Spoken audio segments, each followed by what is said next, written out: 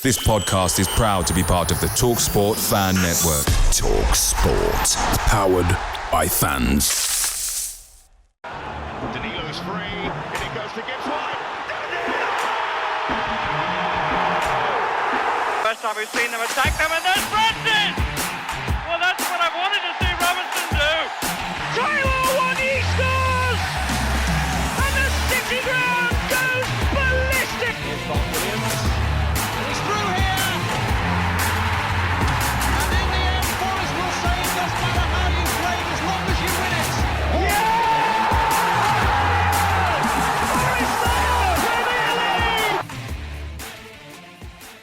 Hello and welcome to this week's, midweek edition of Red Side of the Trent, as I'm joined by Adam Wicklow and Christian Brown on this one for a Sheffield United preview and a lot of other business what's happening with Forest at the minute. So just to kick us off, obviously Sheffield United on Saturday, 3:00 kickoff, penultimate away game of the season for us, and I think we all agree a must-win game.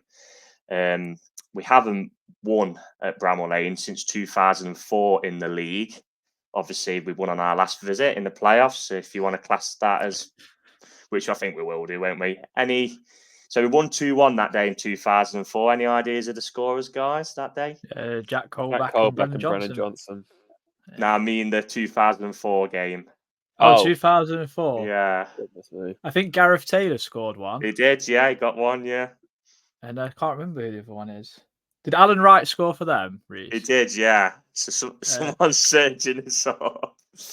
I can't remember who the other is because I've looked it up to obviously posts on our socials of memories, obviously. Marlon King was the other one. Marlon King, that was it, yeah. So I think that would have either been in the all-white Capital One away kit or maybe the Inter Milan style kit. I'd probably say the latter with the colour clash. So just a few facts really on Sheffield United. We haven't got a Sheffield United fan on because I'm sure they wouldn't want us to revel in their misery, which has been an absolute disaster of a season for them. I mean, it was a disaster from the start because they sold their two best players in Iliman and Dye and Sander Berg. I think he's Saudi Arabian into their owner. He's wanted to sell the club pretty much since getting back promoted. We've all kind of heard the joke of they've got the only guy in Saudi Arabia who isn't rich. So just a few bits on Sheffield United. They've took 10 points at home this season from 17 games. They've conceded 51 goals in them 17 games. So we're talking pretty much on average 3 goals a game. I mean, in terms of points, our away record is exactly the same. So we've got 10 points from 17. They haven't won since the 10th of February, which is against our friends, Luton Town, away from home. And they haven't won at home since December last year, which I believe was a 1-0 win over Brentford. Our last away win also came in back in December in the league, which was that brilliant 3-1 win at Newcastle. Just having a look at their injury list as well. So I've got this from the Flash Scores app, which is the missing players from the Newcastle away game for Sheffield United. I've seen Ollie McBurney's out for the rest of the season, so we're not going to get any. Shame.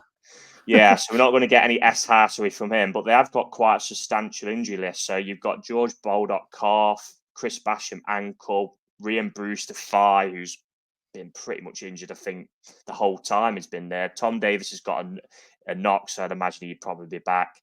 John Egan ankle. Dan Jefferson muscle injury, Max Lowe ankle, James McAtee groin, and Reece Norrington Davis thigh. So they've got quite a few players out. And I was just looking at their team for that Newcastle game. They did have a couple of kids on the bench amongst a few others. So we'll just crack straight on with it. I've not got specific questions for either of you. I just want to have really a conversation between us three, and I'll start off with. You start us off, Christian, because you wasn't on the last pod. But obviously, Sheffield United now been relegated. So what are you expecting from them this coming Saturday? Are you expecting a complete tossing it off, or do you fancy them to be up for it? Like I said in my prediction, I've got a terrible feeling about this weekend's game. I think that it's weird in a way, being relegated can actually be quite freeing in a regards, especially if you've done it early. It's sort of not that I mean, it's a bit different for them because they've been so bad, but it obviously lifts a lot of pressure off you anyway. Like I remember when Forest got relegated in '99, and we won our last 3 games of the season after being I said relegated. this on the last pod. So, like, it doesn't necessarily mean that. And even like I remember Huddersfield when they got relegated fairly recently from the Premier League, I should add, because they've obviously got relegated again this season.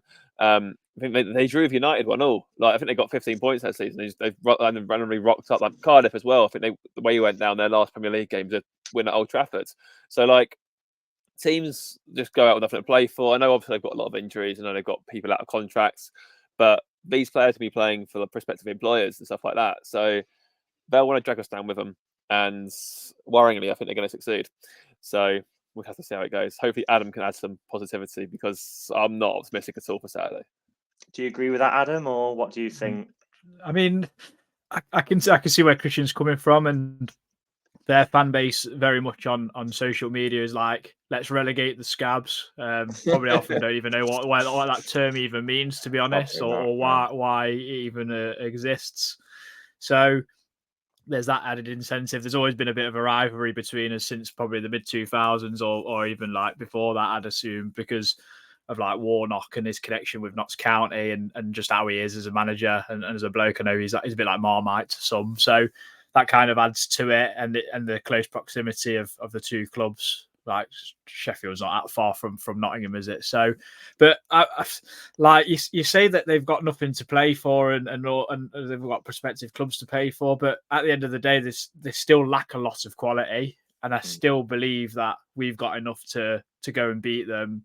And I mean, 3 goals a game at home. I mean, we were bad in some respects last season, but we were never that bad. And I was hoping that we'd get that news today or tomorrow, and I just feel like it would give us a massive lift for Saturday. But I feel like we've got enough to beat them. I mean, if we don't, and you said it all along this season, Reece, that we'd probably deserve to go down if we can't beat Sheffield United, home or away, to be honest. And we only scraped by them at home because we messed it up a bit. Yeah, to be fair, that was kind of early days, so they probably had that momentum from the Championship as well, didn't they? Yeah. Back then. I mean, this season's been a drag for them. I mean, Newcastle stuck 8 past them. Did Arsenal, was it 6 Arsenal got past them? Yeah. A few weeks back. I think that could have been double figures if they wanted. Yeah, was it 4 or 5-0 by, what was it, half an hour maybe? Yeah.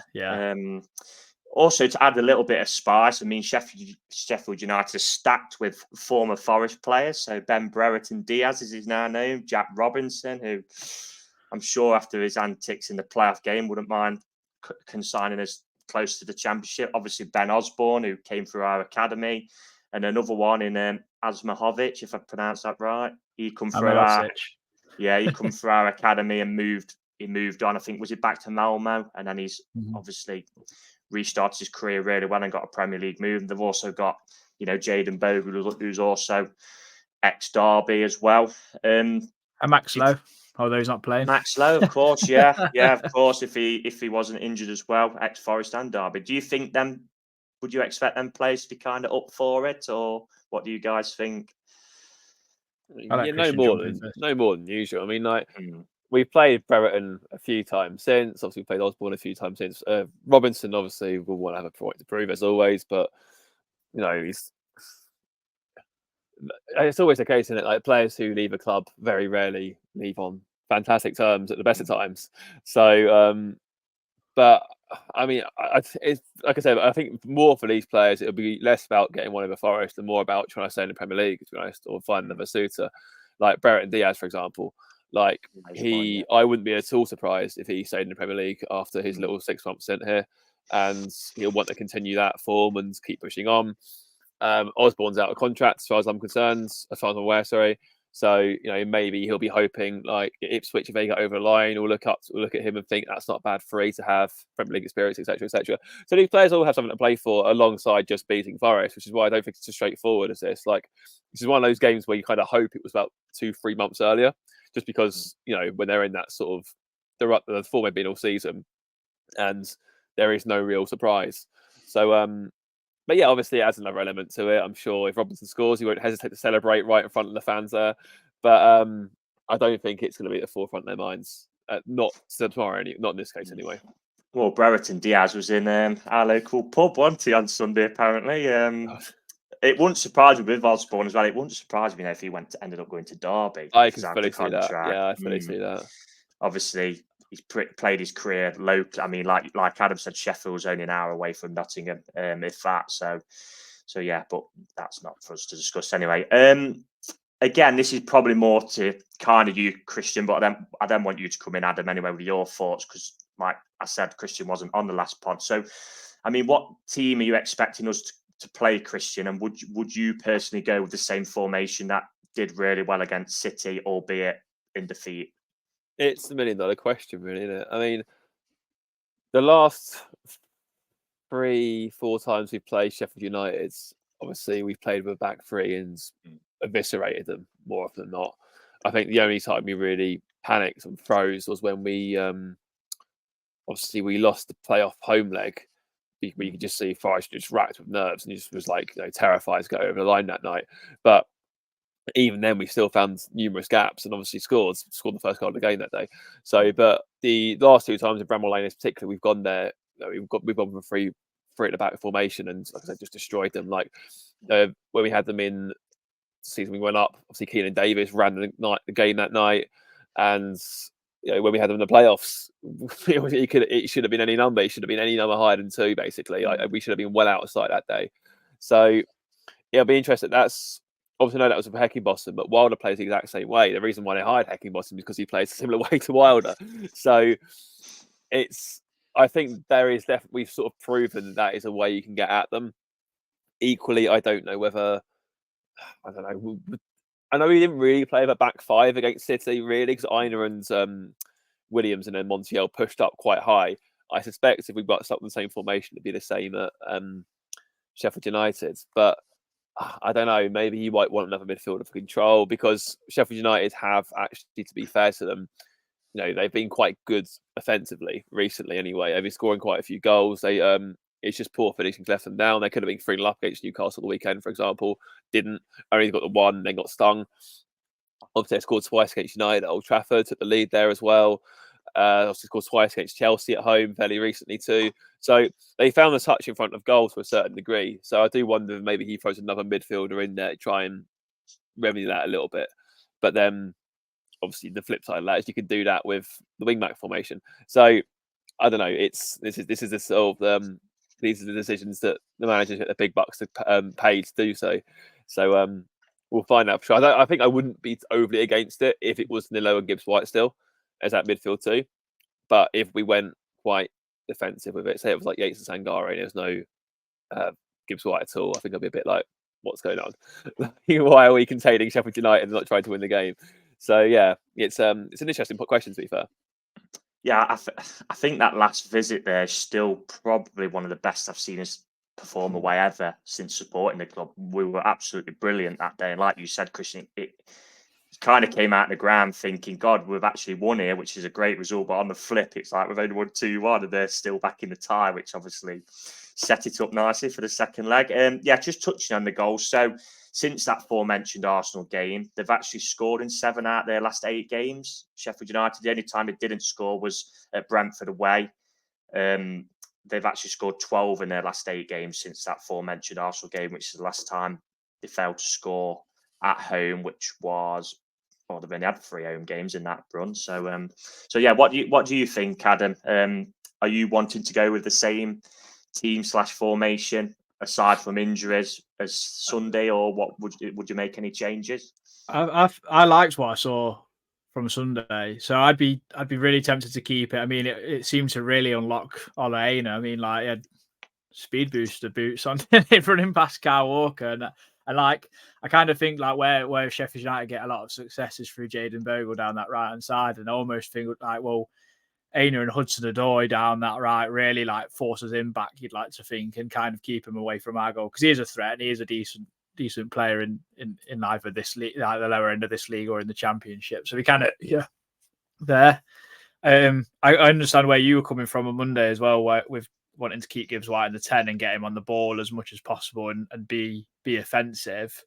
And I can see an argument for for doing that as well. I just thought I thought attacking wise against City, it just really lent us to do well on the counter attack, but that's because we knew they were going to have a lot of the ball. So do we go and say to Sheffield United, well, you have a lot of the ball and we'll kind of counter and then be aggressive in the press or what? So, but I'd expect Nuno to want to control the game and have a lot of possession because he has done that largely while he's been here. I mean, if we can get at them from the very get-go and kind of quieten their crowd as soon as possible, then I don't see why we can't go and beat them comfortably. We've got it in us. Chris Wood had so many chances on Saturday and Sunday, and I just feel like at least he was in the right place to miss those chances rather than not being them at all. So, and I just feel like he'll have something to prove because you could tell he was annoyed at himself on Sunday. It's one of those things, but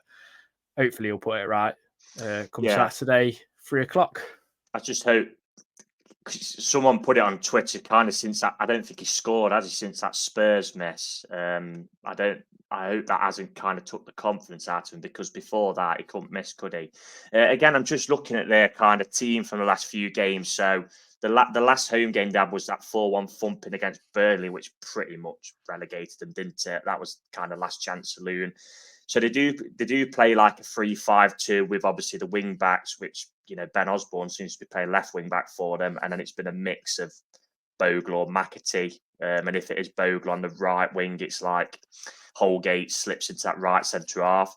They are playing with like a conventional 2 up front now, with 3 centre mids. Is that a concern for you guys that they kind of outnumber us in that central midfield area with us only playing 2 in there?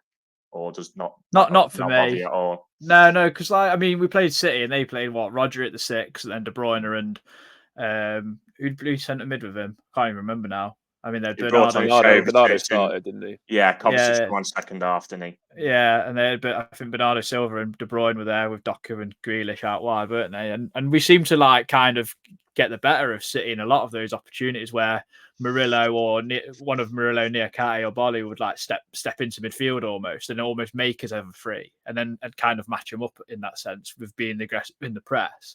It's just whether are you going to have that advancement of a Sheffield United player to go and do that? And I'm not sure if you do unless that McAtee plays. I think he's on loan from City, isn't he? And if he's injured, he might not play. So in their central midfield, they've got Vinny Souza, Gus Hamer, who might be the one that will do that, and the other Arblaster. Does he come through their youth rank? So, I mean, the good thing about them 3 at centre half for us is they're capable of coming to do that and come forward with the ball as well. So it doesn't bother me. I think you just got to get the setup right and initiate that press is there to go and trigger it. Then you go and do it, and then you go and do it successfully, hopefully. Well, I mean, against Newcastle, they stuck Arblaster, who's actually made captain for that game. I think he's only 19, which is surprising. And they also stuck another youngster in there, in Andre Brooks, who's only 20. So they were in there with Gus Hamer. Vinny Souza was actually on the bench for the last game against Newcastle. So whether or not he'll come back in, they've also got Ollie Norwood, who's very experienced. He was also on the bench for that game as well. So I'm not sure what kind of sentiments they'll go with. What do you think, Christian? Sorry. It's a weird one because we really should be worrying too much about how other teams play, especially ones really relegated, of course. But Forest disposition, isn't it? You always naturally panic. That I don't know why you against with an A. I can't remember. Yeah, I saw there's apparently quite a few Premier League teams are in for him. Have already made inquiries and stuff like that. So you must have something about it. I mean, to shine a team that's going down as one of the worst in history is quite impressive. So that's something to watch out for. McAtee, if he is fit, of course, will be a problem. Very good player. I thought even last season when they got him into a place Gibbs White, they did really well with that because he lit up the league last season, and I think that they're saying now he's a potential Leicester apparently got eyes on him if they sell Dewsbury Hall. So he's obviously a very good player, albeit not their own. But I don't think it should matter too much who they put. I agree with Adam to a sense. Obviously, stylistically, it might help if we go to 4-2-3-1 and Gibbs White can drop in a bit deeper if he needs to. But realistically, I think, like Alan said, you really hope Forest would try to control the game and make it irrelevant, really, numerical advantage in the middle. It hasn't exactly helped them against other teams recently. So if I was to ask you two for what team and formation you'd go for, could you give us a team and a formation each? I think it's fair to say Nico Williams probably is going to be missing in I know I seen you mention earlier, Christian, that Bolly Murillo trained today. I'm guessing Nico wasn't in that training video. You saw? No, so I imagine, which is a shame really, because he's actually done really well this season. Since he's come back into the team, we probably might not see him again this season if it's a hamstring. So what team would you two guys go for and formation? Start with you, Christian. Go on, Christian. Go on. It's tricky, isn't it? I mean,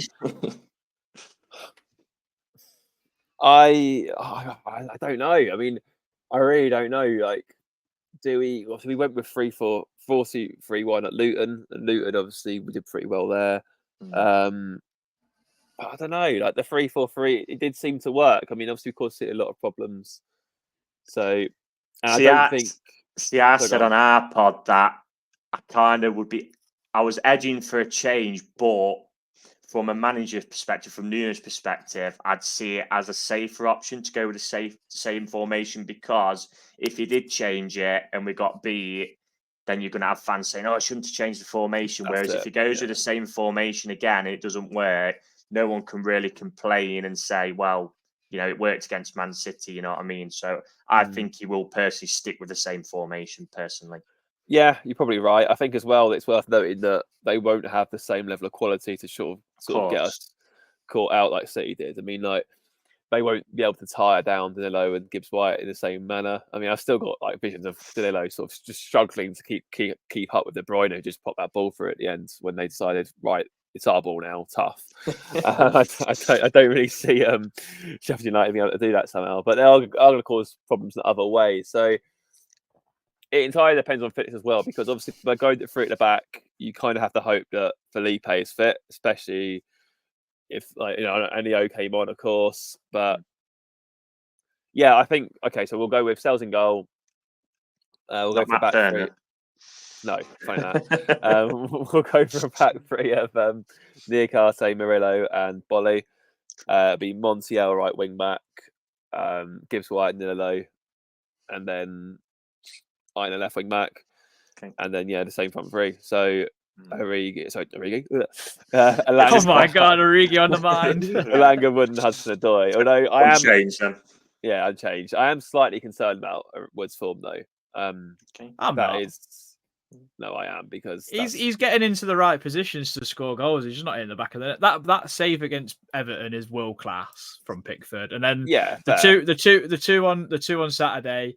He's not whiffed at. I mean, whiff at one is bad, but whiff at two is. I mean, he did get contact on the second one, and it got blocked on the line. I think if he actually hits it with a bit of power, he might get past Vardy. Yeah, I agree with that. The thing is, he's there. His movement's there, and his build up in play, I thought was good. I'm not concerned about Chris Wood's form. I think he'll probably score on Saturday, and we'll be all right. Oh, he's back.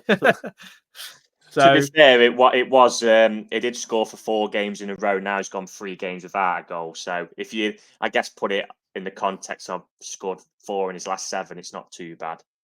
Hopefully he can get back on it. Yeah, I'd imagine, like you said, Adam, with him, he's getting in the position. So I'd imagine against a team of Sheffield United's quality, he's going to get chances on Saturday. It just depends if he can stick them away. Really. Yeah, well, especially when you've got like Elanga, who didn't even. I think he come on for like 20 minutes in the reverse fixture, and Hudson-Odoi wasn't even our player, I don't think, at the time. So that's 2 complete different angles of attack from us, really, because we had Brennan Johnson, who was about to leave, and Chris, and then one new Chris Wood, and then I couldn't even tell you who the winger is for us on that day. I mean, that's a pub quiz question already for the end of the season, because I couldn't even remember. But like, I mean, what do you do, Reece? Have you sticking with what you think in terms of play 4-3-2-1, and Gibbs White be the number 10, but then who do you put alongside Danilo? Do you go with Yates or Dominguez? Because I know you're adamant that Sangare's season's pretty much done until pre-season, or if he wants to leave. So what would you do? Have you changed your mind or not? To be fair, he come on and looked okay for the 5 minutes he come on Sunday Sangare, but that's another discussion. Like I said, I'd be vastly surprised. I think if Nuno was to change the formation with how well it worked on Sunday. So I'd probably agree with Christian. That's the team I'd imagine it would be. The one change which is only forced by injury, or Nico would be in there. I'd imagine it would be Montiel coming in at right back. Because to be fair, Montiel pushes high, like Christian said earlier. So we can probably maybe get an overload on both sides, and then you're going to have Aina and Hudson-Odoi on the other wing, which is two pretty decent overloads, isn't it, on the wing, especially if we can get Alanga up to the form he showed earlier on in the season, because unfortunately after coming back from that injury, etc., it's been a bit laboured and a bit fits and starts, antic for him, bless him. So that's what I would personally say. For the team, what we did play, just to run you back through the team for what we did play for that first home game in August. So it was Turner in goal. But it's a complete different 11, isn't it? Yeah. So we had Bolly, McKenna, and Worrell as 3 centre backs. So you're going to have a different goalkeeper, 2 different centre backs, a different right back, because the right back that day was Serge Aurier. Nico Williams played at left back, so he's also probably going to be missing. So that's going to be a change. The 2 centre mids were Danilo, who will probably stay, and Mangala, who's now left. And then there's front 3 was Brennan Johnson, who's also now left. Obviously, Gibbs White will play, and Tybo, who's...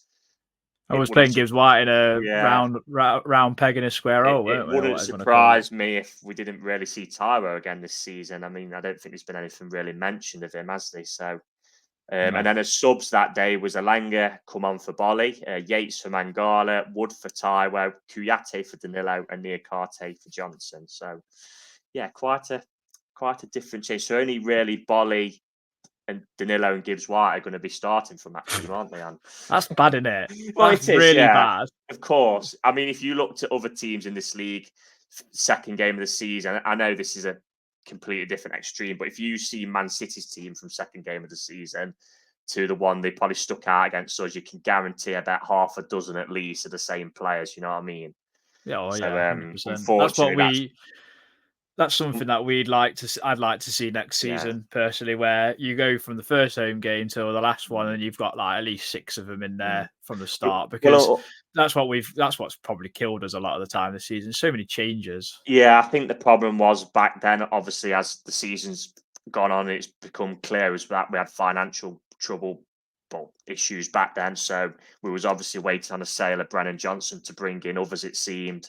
And back then we obviously was playing with, players who wasn't obviously going to be first team players then. So time's moved on a lot. So, I mean, that pretty much does it for the preview of Sheffield United. Like we said, we could have got a Sheffield fan on to tear up and say how bad it's been for them, but thought we'd just run.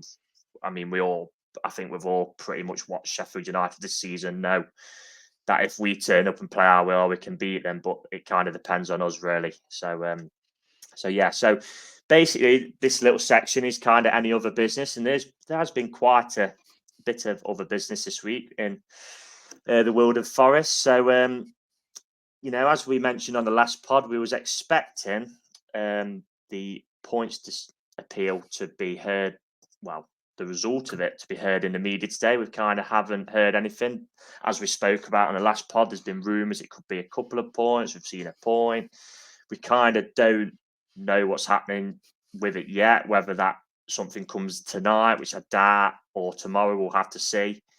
I mean, have you guys got any hunch personally, if you used to be betting men, what you kind of expect to happen here? Probably 1. I don't know if Christian would agree or you would agree, Reece, but yeah, I think 1. I mean, we've moaned enough this season about everything else that I'd be shocked if we got 2, but I'd be welcoming it with open arms. Of course. Christian, what about you? I'm not entirely sure, to be honest. I think, I don't know. I mean, I think it was interesting. I think the new evidence that was submitted by the Trust, who'd have thought it? The Trust could do something other than, just suck up to the club and actually do something constructive. What a time. The Trust submitted some new evidence, which obviously could be heard. The club couldn't submit any. And I think that basically highlighted how the Premier League moved the goalposts around with the promotion bonuses and stuff like that, which obviously naturally left Forest chasing 20 million basically with like time running out when it actually went, oh yeah, we aren't counting these, by the way, sorry. So you never know. I mean, I think anything we get would be obviously a huge result. I just want to know, to be honest, one way or the other, just because obviously, it makes life so much easier. Like, let's say, for example, if we do slip up against Sheffield United but get 2 points back, then it's sort of like, oh, okay, that's still fine depending on results elsewhere. So we need to know really what we've got coming and when that may be. It's typical Premier League. Again, we were told it'd be today. Obviously, here we are again. They're sort of, there's obviously now rumours it might be next week till we find out. It doesn't help anyone. Like, the longer this drags out, the more, like, the worse it was going to get. Like, imagine if I know obviously they're trying to, like, say it was done before the end of the season, and that's obviously the worst case scenario. But say, for example, we go to Burnley and they beat us and we're down by 1 point, and then we get 2 back. Can you imagine the uproar that would cause? Yeah. I mean, like it's just so amateur. Like, it's ridiculous. Like, for the best league in the world and for all the money that comes into it, like, the way it's ran is just appalling beyond words. This shouldn't be happening like at this time now. Like, we should have known this months ago, but alas, here we are. I mean, I think the best case for us, if we get anything back, that'll be huge. I'm not holding my breath on it, but keeping fingers crossed, toes crossed, every other body part crossed, we get something back, because it'll make a huge difference to us.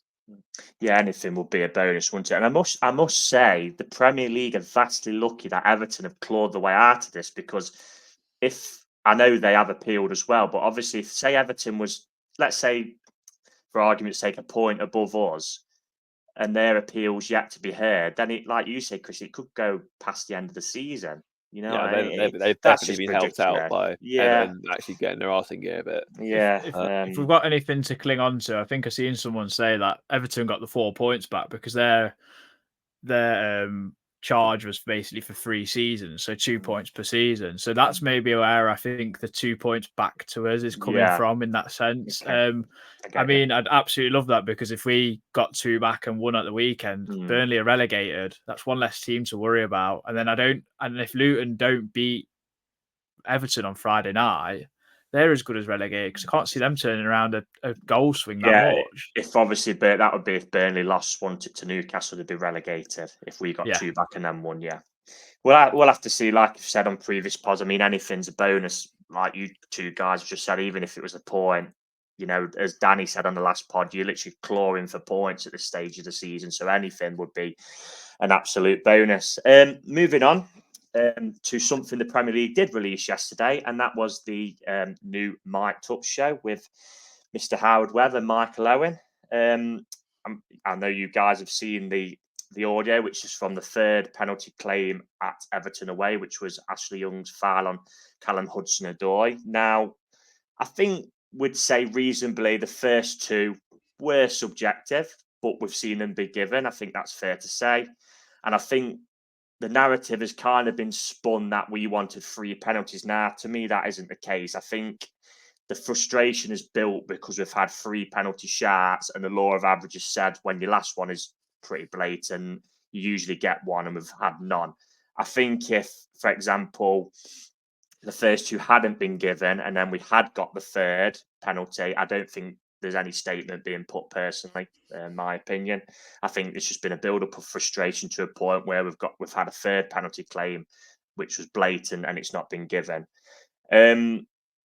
Obviously, in the footage, guys, you can, as we saw at the ground, me and you, well, all 3 of us, because we all went, as we've seen at the ground, Anthony Taylor states to Stuart Atwell in the VAR that Young has got the ball. Now, we all know, everyone in the football world knows that isn't the case. Ashley Young didn't get the ball. So why hasn't Stuart Atwell then told Anthony Taylor that he hasn't got the ball, and that he should come and have a look at the screen to clear that up? What do you guys think to it? Is this without saying that he's a Luton fan? Because I actually have no idea. The whole language used of mutual engagement. I'm sorry, but what on earth does that mean? Like, Honestly. Well, I think that's it's posh speak for what would be described as a tussle. Nah, I in mean, there's my no tussle opinion, about it. no. When Hudson-Odoi's goal side of Ashley Young, and they both went and gone through the Well, he's back of about to him. control the ball and probably shoot. Yeah, Yeah, great tussle that. I yeah. mean, what a load of rubbish, honestly. Like, this is where I think the appeal system has to come in for VAR, because we appeal for that. Anthony Taylor goes to the screen, makes his own opinion, and goes, "Well, I got it wrong because he's got zero of the ball. He's clear through. It's a penalty, potentially a red card or yellow card or whatever you want to call it. Double jeopardy rule these days now for Ashley Young. Be a yellow, wouldn't it? Yeah, and it's a penalty. This is where I think because it's too subjective. It's too like, oh, matey. I've got to look after my mates. I'm not overruling another referee for a decision he's made. No, let's appeal there and there within the first 10 seconds. The 10 seconds you might get in a window or whatever it is. It might be in cricket or tennis or however you use these other sports where they successfully use a third umpire or a third man or whatever you want to call it.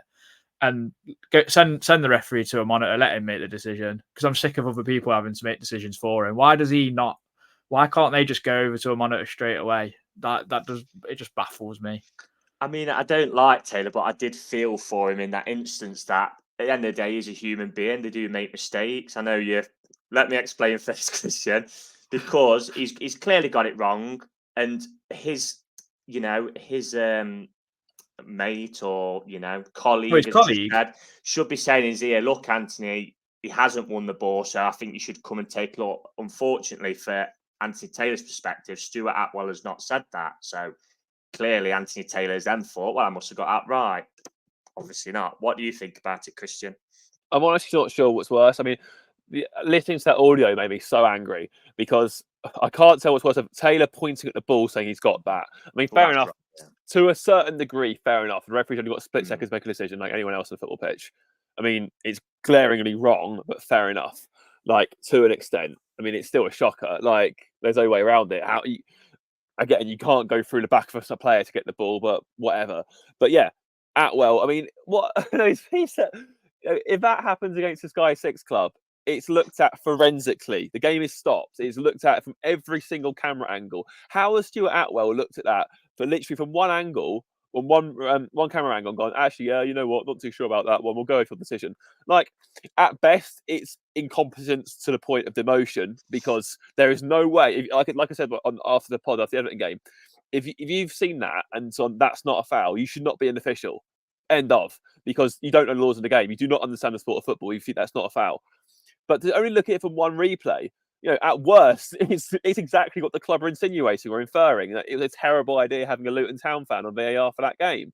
Like, it's just abject beyond words. Like, I cannot, at least Owen was sort of digging back and sort of saying, like, if a footballer makes a mistake, they drop. So what are you going to do about the ref? And Howard Webb just gave a politician's answer every single time. Like, it was the whole thing's a joke. I mean, the whole thing as well. Like, they talk about the Rayner penalty. How they said that that's not been given because of a high threshold. We've seen so many penalties this season which have had less contact than that be given. Like, look at Rashford's against us at Old Trafford. Oh, who was the ref that day? Stuart Atwell. Yeah. Like, and even Hotter against Liverpool when he got the faintest of touches and dropped to the floor. And Newcastle, sorry, yeah. Anthony Taylor referee that day as well. Penalty. So you're telling me that's the threshold, but that isn't. Like, it just make it up as they go along. It's just an absolute farce. There was mentioning it on TalkSport earlier. How to kind of change the threshold through the season. I don't like that. Not in the same. I don't think you can change a threshold in a season. I think once something's in place, you've kind of just got to live and die by it for that season. Obviously, change it for the next season. Fair enough if it isn't working.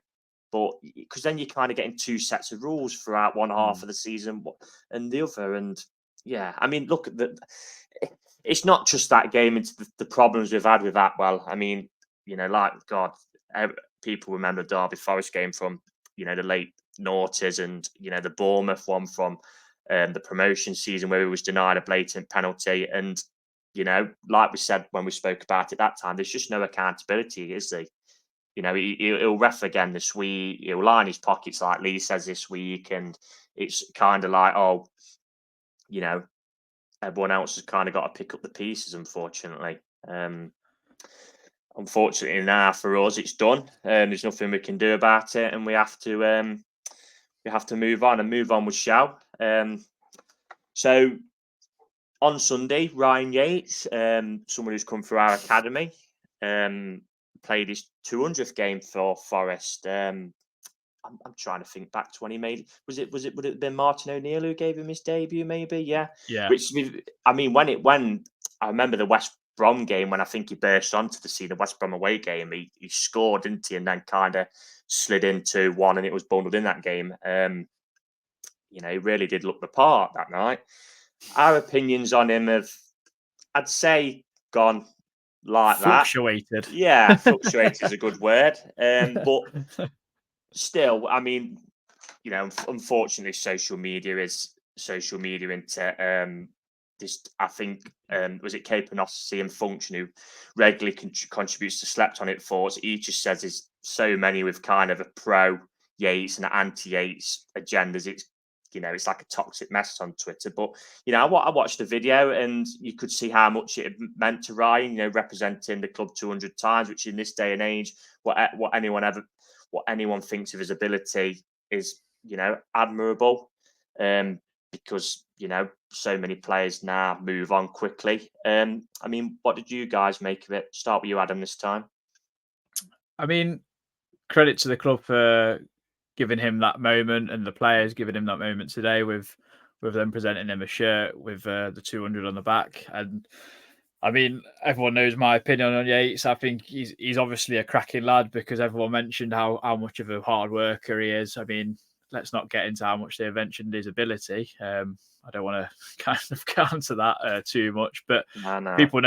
people know my thoughts on him in a footballing sense. But you cannot doubt his desire for the Nottingham Forest shirt in terms of running through a brick wall and trying to be a leader and almost a representation of a fan on the pitch. You can't not fault him for that because he does give his all. But for me, you have to have some ability as well, unfortunately. But that's just my opinion, and that's that. But I'm really pleased for him in a sense because it's 200 times for any club is absolutely brilliant. Like you said, Reese, there's no loyalty in football. It's only at the big clubs where they kind of get them sort of numbers because you're building like a dynasty or whatever you want to call it. Yeah. And unfortunately, we've not had no youngsters come through the academy since really that kind of influx that we had of since Johnson now, isn't it?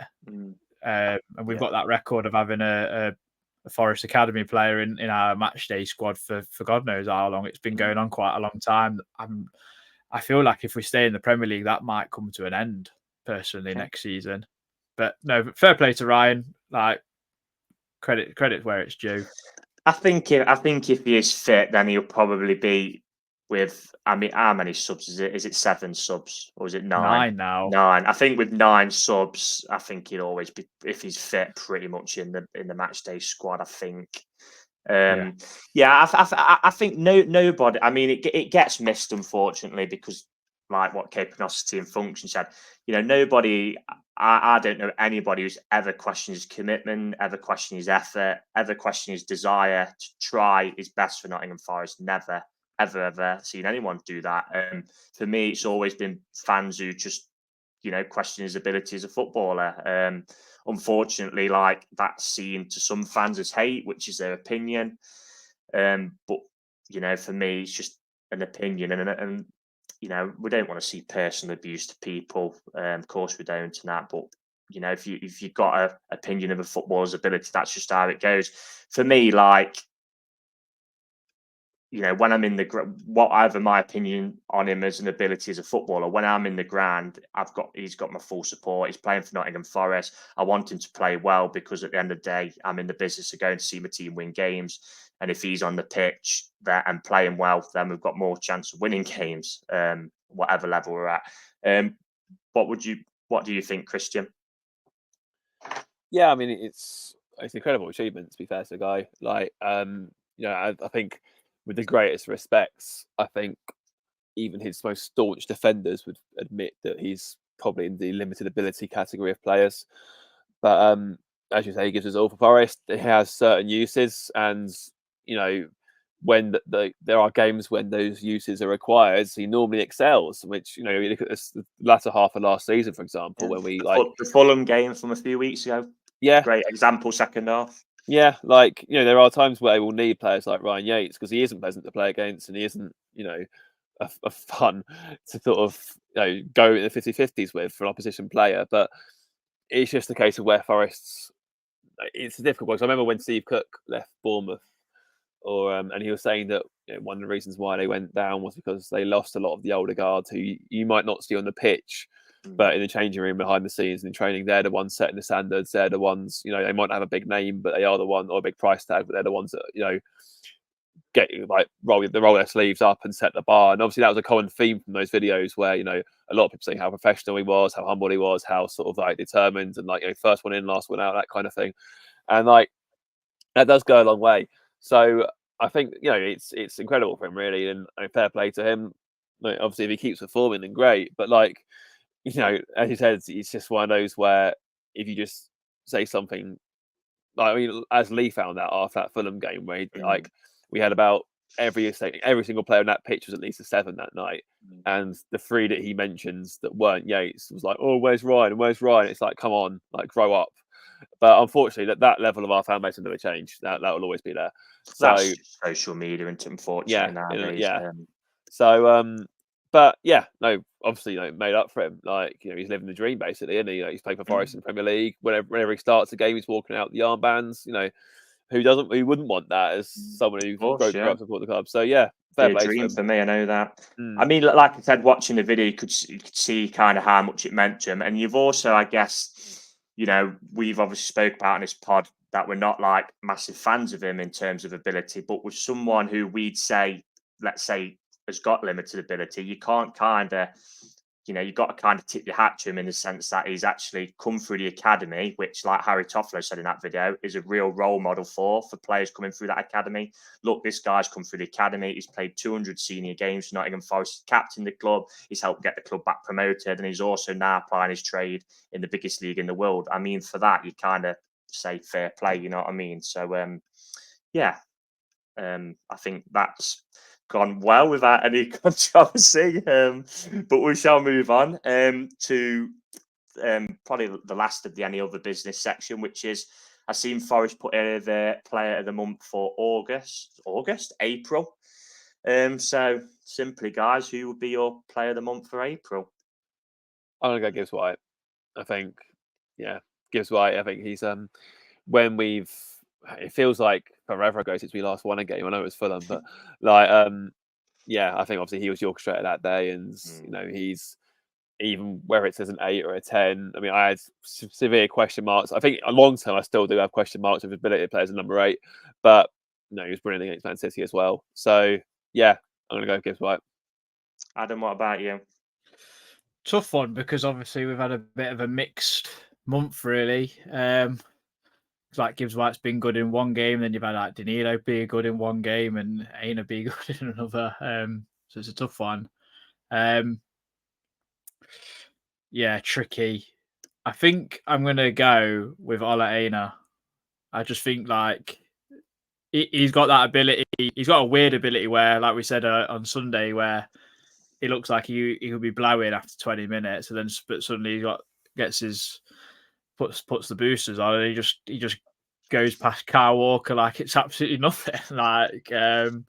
And for a freebie, I mean, I'm pretty much saying he'll be in each of our top 3 players of the season in terms of signings, if not players of the season, because he has been pretty much faultless most of the time. I'd say he's been pretty consistent.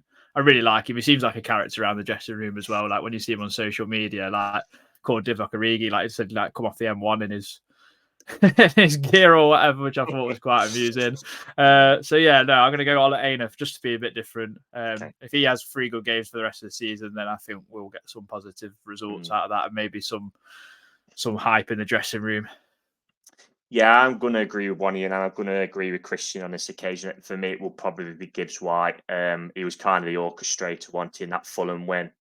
Obviously scored against his boyhood club in Wolves. He did actually play pretty well, I thought, as well on Sunday, to be fair, in what isn't his kind of natural position, I guess. So, it'd be Morgan Gibbs-White for me.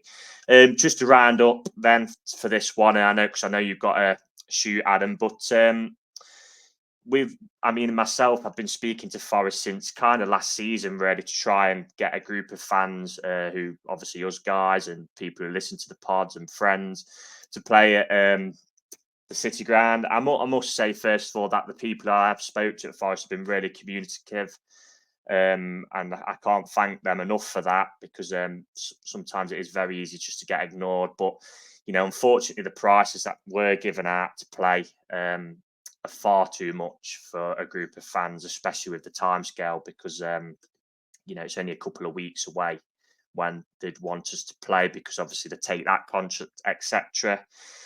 I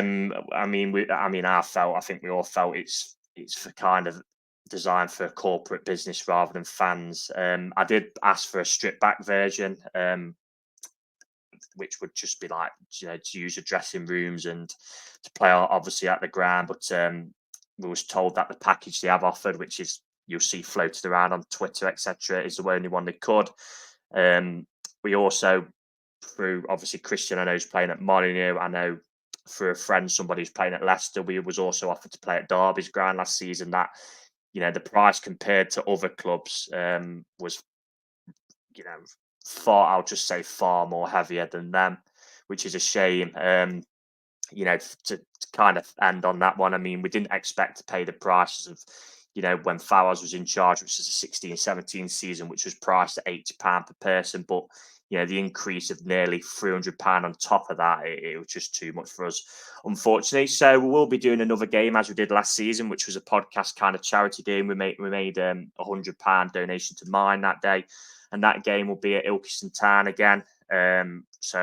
Which will be on Saturday, the 1st of June. It'll be a 12:30 kickoff. I will follow with some more details on the social pages for that. If you are watching us by YouTube, get in touch and want to play, get in touch with us on Facebook or Twitter. Or our email. Yeah. redsideofthetrent@gmail.com. Yeah. There you go. Are you going to read that email? Emails? Do you read the emails for that, Adam? Yeah, I'll read the emails. Yeah, I'm always in there. He's right on it. Okay. No one emails us. I'd love to try. I'd love fans to email us like funny encounters with. No, because I like Slept Thoughts on Twitter, but like any encounters of like ex or current Forest players. Funny stories would be great. I'm sure there's plenty out there. There's got to be. I see Majewski in the casino when he was playing for us. So yeah. A big thank you to Ilkeston and that again for accommodating us. Obviously they're my local team, so I know a few people down there have sorted us out and that. So I'll release some more details when I've got an idea of a price, because at the minute all I've got is the price for the pitch, and obviously using the facilities at Ilkeston. So that's that. Just to wrap up, last point. I know Adam, you said 3-1 to Forest on the last pod. Myself said 2-1 to Forest. I'm not sure what Lee kind of thought. I should have asked him in the. I have got it. I think. Have you got it? I believe so. I forgot to read out Slept on It Thoughts. I'm really sorry from you guys, but I think Christian, you'll know what you wrote. I'm going to get to Christians. We're going to end Lee said head 1-1, heart 3-1 Forest. Okay. So Christian, finish the pod. What do you think then on Saturday? Head says 2-1 Sheffield United, mate. No, I don't like this pessimistic Christian. What's your heart saying? Heart says we'll win, but trust the head in this instance. We'll probably screw up here and beat Chelsea. That's the most Forest thing imaginable. Yeah. Well, we should have beat Man City. Reading the stats earlier, with obviously the points tallies, we've both got home and away. Everything kind of points towards a draw, doesn't it? And then, do you know when we had 2 games with Palace and Fulham? We all kind of thought, we'll beat Palace and then probably draw to Fulham, whereas we drew to Palace and beat Fulham. So, I can kind of see where we draw against Sheffield United and beat Chelsea. But, yeah, it's whatever. It's a must-win game, really. We've just got to go there and win, haven't we? So only a few days remaining now till we see if that happens. So until then, I mean, we'll be back with a review of that game. We're hoping a positive one in terms of the result, in terms of the result for the points appeal as well. So we'll be doing that, I'd imagine, Sunday morning, I guess, guys. So until then, fingers crossed, some points back, and come on, you Reds.